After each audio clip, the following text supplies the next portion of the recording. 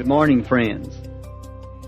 Now, here in Louisville, Kentucky, not long ago, a minister was talking that there was a young lady. She'd waited a little long in life to be married, somewhere around her 25, 30 years old.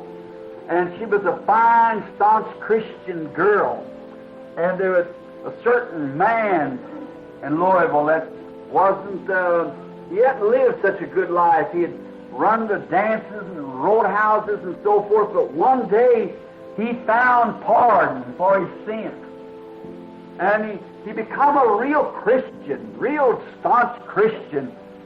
About a year later, he fell in love with this young lady, and the young lady madly fell in love with him. And they were married. After they lived together about 2 years, and said that this young lady said to her husband one day, she said, "Dear, I suppose that's kind of hard for you, just a new Christian." Said, "I've been a Christian since a little girl."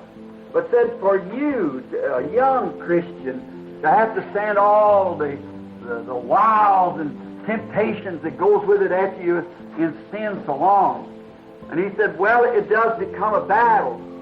She said, I want you to remember one thing, that if the enemy does upset you somewhere, and you fall, and you go back into sin, don't stay away from home. I want you to come on home. Said, you're going to find at home the same wife that you married. And said, I'll help you to pray back and pray through and get back to God again. Said, I don't want you to stay away.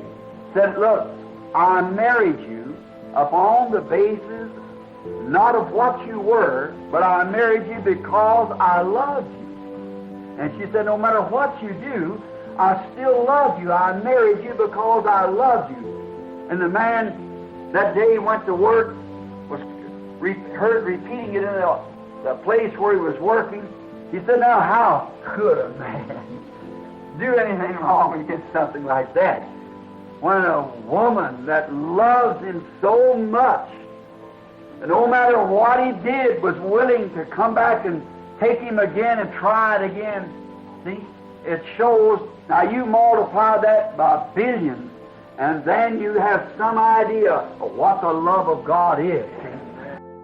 You are in my perfect will. Keep playing those tapes. I'm coming for you.